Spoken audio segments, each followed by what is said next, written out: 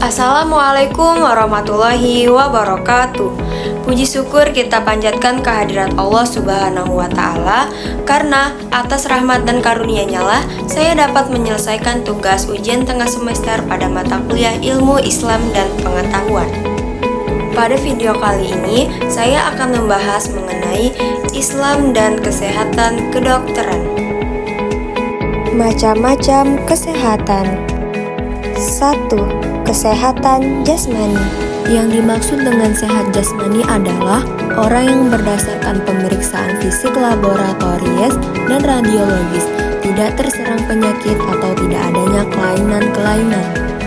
2. Kesehatan jiwa. Perasaan sehat dan bahagia serta mampu menghadapi tantangan hidup, dapat menerima orang lain sebagaimana adanya dan mempunyai sikap positif. Terhindarnya seseorang dari gangguan-gangguan jiwa dan gejala-gejala penyakit jiwa yang mampu menyesuaikan diri, sanggup menghadapi kesesuaian fungsi-fungsi jiwa. Pandangan Islam terhadap kesehatan. Islam sangat memperhatikan kesehatan sebagai bagian penting dari kebahagiaan hidup manusia di dunia dan di akhirat. Kesehatan dipandang sebagai nikmat terbesar setelah iman, karena dengan tubuh yang sehat, seseorang dapat beribadah dengan lebih baik kepada Allah. Sebagai agama yang mengatur seluruh aspek kehidupan, Islam menekankan pentingnya menjaga keseimbangan jasmani dan rohani melalui kebersihan, wudhu, dan mandi secara rutin.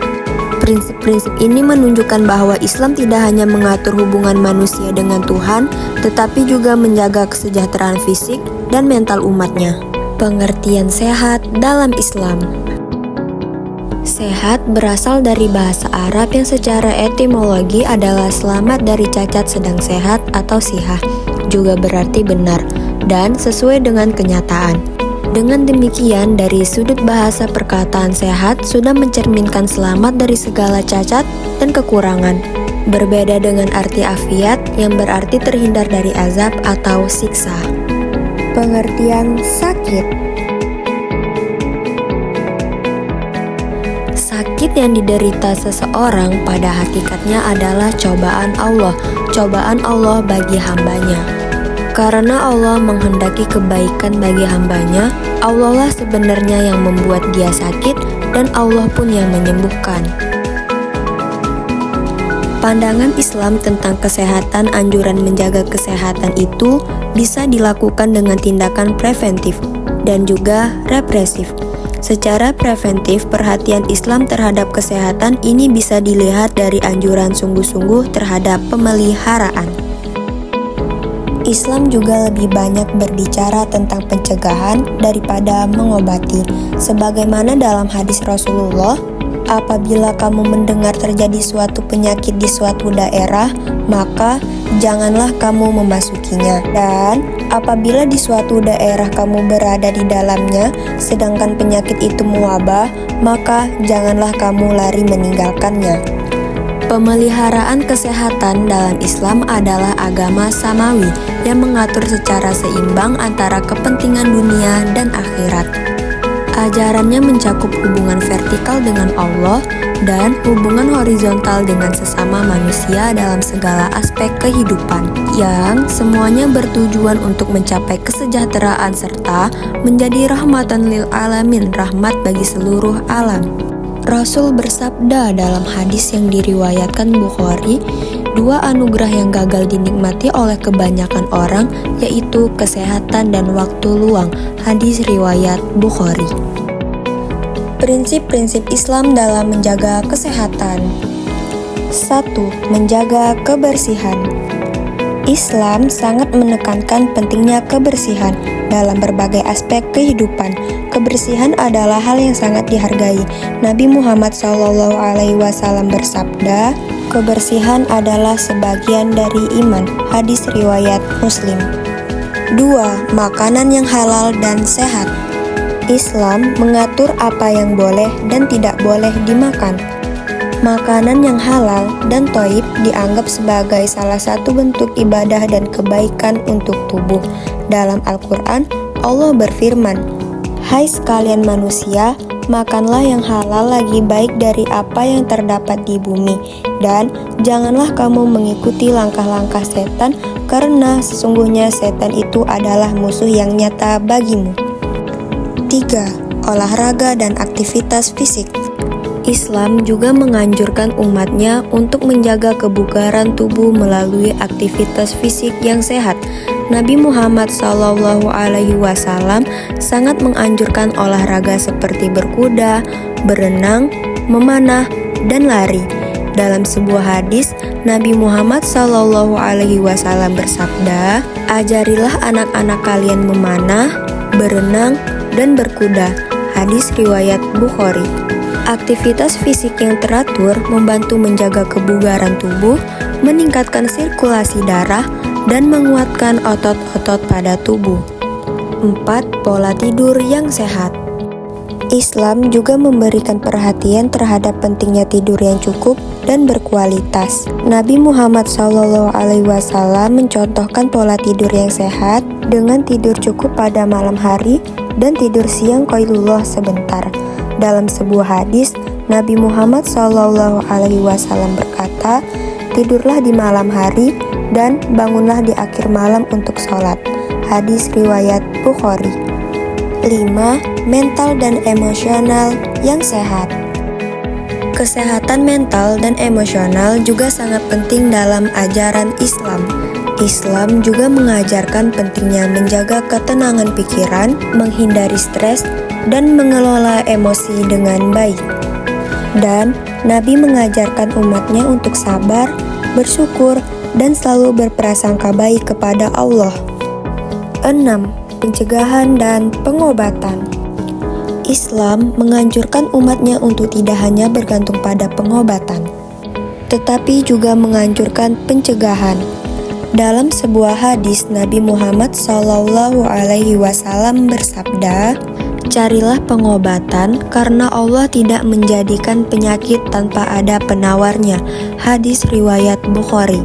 Ini menunjukkan bahwa Islam sangat menghargai ilmu pengetahuan dalam bidang medis dan mendorong umatnya untuk mencari pengobatan jika diperlukan. Sejarah kedokteran dalam Islam. Masa awal Tibun Nabawi abad ke-7 Masehi, perkembangan kedokteran Islam bermula sejak masa Rasulullah SAW.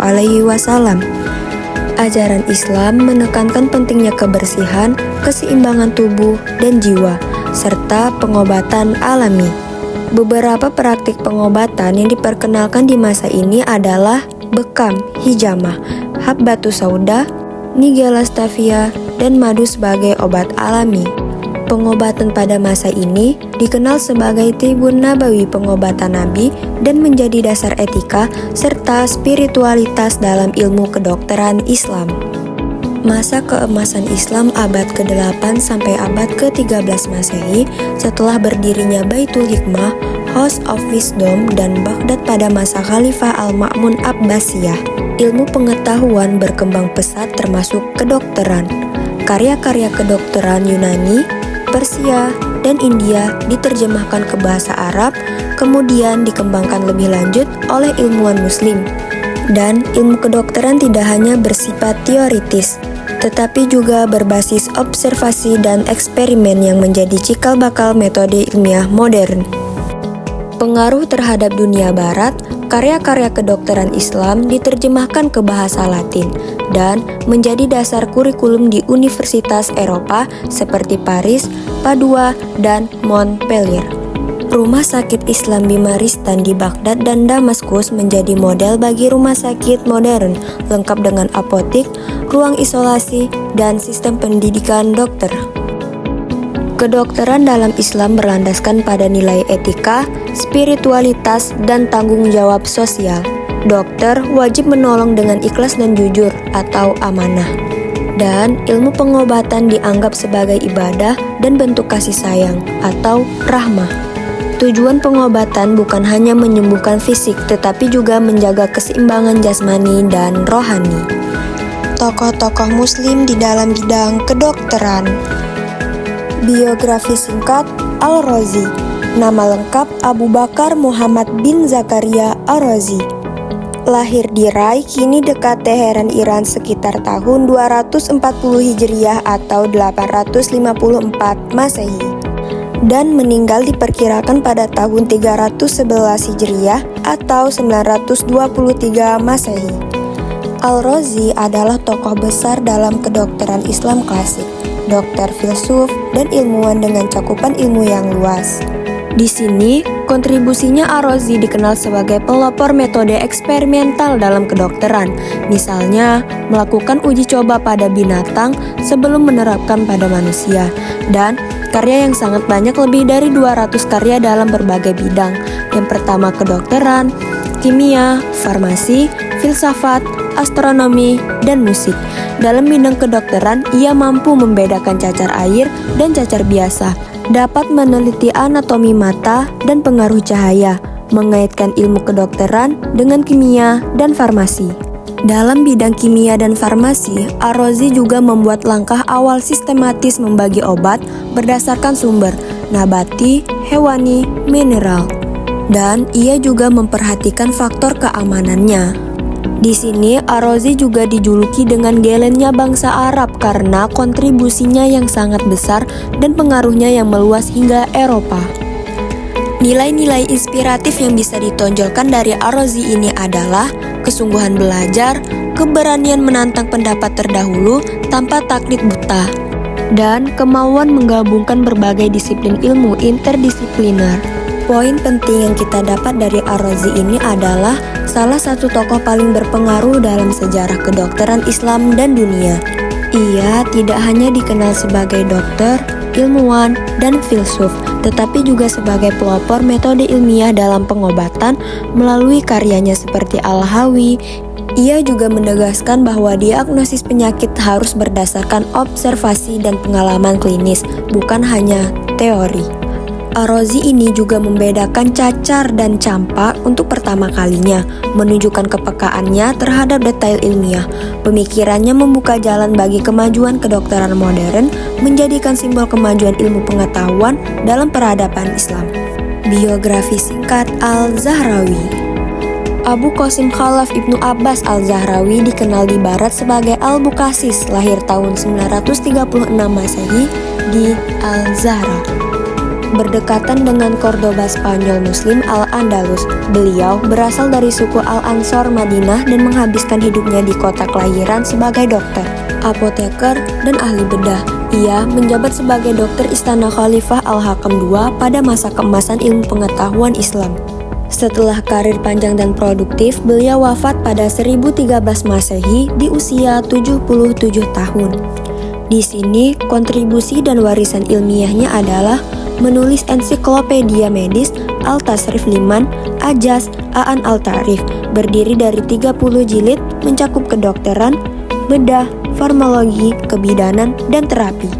Beliau juga dikenal sebagai Bapak Bedah Operatif, memperkenalkan lebih dari 200 instrumen bedah, termasuk forceps obstetrik, gunting bedah, dan alat kauterisasi. Ia juga melakukan dan mendeskripsikan operasi seperti trakostomi, tonsilektomi, pengangkatan batu kantung kemih, dan pengobatan patah tulang, serta fistula ani. Beliau juga pelopor teknik jahitan internal catgut 5 abad sebelum digunakan di Eropa. Di sini, ia juga menjelaskan kasus bedah saraf, bedah anak, dan kelainan bawaan, termasuk hidrosefalus, bibir sumbing, dan hermafroditisme. Dan karya-karyanya menjadi referensi utama kedokteran Eropa selama berabad-abad, dikutip lebih dari 200 kali oleh Guy de College dalam abad ke-14. Dan ia mendorong pendidikan kedokteran berbasis etika, observasi empiris, dan kecerdasan moral. Poin penting dari Al-Zahrawi ini adalah beliau sosok dokter dan ahli bedah muslim terkemuka dari Andalusia yang dikenal sebagai Bapak Bedah Modern. Ia juga menulis buku besar berjudul Al-Tasrif yang berisi berbagai ilmu kedokteran dan lebih dari 200 alat bedah ciptaannya sendiri. Dan karyanya menjadi rujukan utama bagi dokter di dunia Islam dan Eropa selama berabad-abad. Melalui pemikiran dan penemuannya ini, Al-Zahrawi membuktikan bahwa ilmu pengetahuan dan keterampilan medis sangat penting untuk menolong sesama dan mengembangkan dunia kedokteran. Biografi singkat Ibnu Sina. Ibnu Sina atau Avicenna di Barat lahir pada tahun 980 Masehi di Afsianah, Bukhara, Uzbekistan dan wafat pada 1037 Masehi di Hamdan, Persia, Iran. Ia dikenal sebagai dokter, filsuf, dan ilmuwan muslim terbesar pada abad pertengahan. Sejak kecil, ia menunjukkan kecerdasan luar biasa, menguasai Al-Quran pada usia 10 tahun dan mempelajari kedokteran sejak remaja. Juga menguasai banyak bidang ilmu termasuk kedokteran, logika, dan filsafat. Ia telah menulis lebih dari 200 karya ilmiah, menjadikannya salah satu tokoh paling berpengaruh dalam sejarah ilmu pengetahuan Islam dan dunia. Di sini, kontribusi dan warisan ilmiah Ibnu Sina adalah karya terbesarnya Al-Qanun fil Al-Tibb, ensiklopedia kedokteran yang menjadi acuan di universitas Eropa selama berabad-abad. Kontribusi utamanya adalah memperkenalkan metode diagnosis sistematis, pentingnya pencegahan penyakit, dan gaya hidup sehat. Ia juga melakukan pendekatan ilmiah, menggabungkan rasionalitas filsafat, observasi empiris, menjadikan kedokteran sebagai ilmu yang ilmiah dan spiritual. Warisan ilmiah dari Ibnu Sina menjadikan penghubung antara ilmu kedokteran Yunani kuno dan sains modern, serta memberi dasar bagi perkembangan kedokteran klinis dan psikologi medis. Dan yang perlu kita ingat adalah Ibnu Sina atau Avicenna ini adalah filsuf dan dokter muslim yang paling berpengaruh. Dalam sejarah ilmu pengetahuan, ia menulis buku terkenal berjudul Al-Qanun fi Al-Tibb, yang menjadi pedoman utama kedokteran di dunia Islam dan Eropa selama berabad-abad. Ibnu Sina juga menekankan pentingnya akal, pengamatan, dan keseimbangan tubuh serta jiwa dalam menjaga kesehatan melalui pemikiran dan karyanya. Ibnu Sina juga menjadi simbol bahwa ilmu dan iman dapat berjalan bersama untuk kemajuan manusia. Biografi singkat Ibnu Rusyid. Beliau lahir di Cordoba, Andalusia, Spanyol pada tahun 1126 Masehi. Dan artikel menyebut bahwa beliau berasal dari keluarga ulama dan hakim di wilayah tersebut. Dia juga dikenal sebagai dokter, filsuf, dan ilmuwan multibidang yang menekankan bahwa filsafat dan agama tidak saling bertentangan, melainkan keduanya berusaha mencari kebenaran. Kontribusinya Ibnu Rusyid dikenal The Commentator karena karyanya yang mengomentari dan menjelaskan karya-karya Aristoteles. Ia juga menulis karya besar di bidang filsafat, kedokteran, hukum, dan teknologi, antara lain Al-Kulliyat fil Al-Tibb, prinsip umum kedokteran, yang diterjemahkan ke dalam bahasa Latin dan menjadi acuan di Eropa. Dan pemikiran Ibnu Rusyid menekankan bahwa akal manusia adalah anugerah Allah yang harus digunakan untuk memahami wahyu dan kebenaran, serta filsafat dan syariat Islam memiliki tujuan yang sama.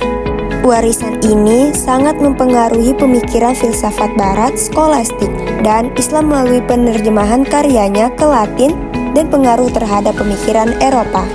Dan salah satu kontribusi utama Ibnu Rusyid adalah rekonsiliasi antara agama dan filsafat dengan metode takwil, penafsiran, dan kias analogi, menunjukkan bahwa kedua disiplin tersebut saling melengkapi. Biografi singkat Ibnu Al-Nafis. Beliau adalah seorang cendekiawan muslim asal Damaskus yang menonjol dalam bidang kedokteran dan fisiologi. Ia juga dikenal sebagai bapak fisiologi peredaran darah karena berhasil menjelaskan secara sistematis aliran darah melalui paru-paru sebelum tokoh barat abad ke-17. Dalam karirnya, ia juga menjabat sebagai dokter istana dan menulis banyak karya medis penting. Ibnu Al-Nafis menolak teori Galen yang berlaku luas waktu itu dan mengemukakan bahwa darah dari jantung tidak melompat langsung ke sisi kiri melalui septum, melainkan mengalir melalui paru-paru untuk oksigenasi. Karya utamanya, Commentary on Anatomy in Avicenna's Canon. Isi karyanya mengandung penjelasan rinci tentang sistem peredaran darah paru. yang kemudian dianggap sebagai penemuan penting dalam sejarah kedokteran. Pemikirannya menunjukkan bahwa tradisi ilmiah Islam telah lebih dulu melakukan penelitian sistematis dan observasi medis yang kemudian mempengaruhi perkembangan ilmu biologi dan kedokteran modern. Warisannya menegaskan bahwa integrasi antara tradisi Islam dan riset ilmiah dapat menghasilkan penemuan. Penemuan ini bukan penemuan biasa, tapi penemuan besar yang sangat berpengaruh lintas zaman dan budaya. Integrasi ajaran Islam dan kedokteran. Integrasi Islam dan sains kaitannya dengan medis dan bioteknologi. Dijelaskan bahwa ajaran Islam dan ilmu kedokteran tidaklah terpisah, melainkan bisa bersinergi untuk kemaslahatan umat. Islam juga mendorong ilmuwan muslim untuk memanfaatkan akal, observasi, dan pengalaman dalam memahami ciptaan Allah, termasuk tubuh manusia dan proses kesehatan penyakit. Bidang medis dan bioteknologi dipandang sebagai ladang pengabdian yang mulia jika dilakukan dengan niat ibadah dan etika Islam. Integrasi ini mencakup pendekatan preventif, promosi kesehatan, dan penelitian ilmiah yang berdasar pada nilai-nilai keadilan, amanah, dan kemaslahatan bersama, sehingga kedokteran modern dapat berjalan selaras dengan prinsip-prinsip Islam.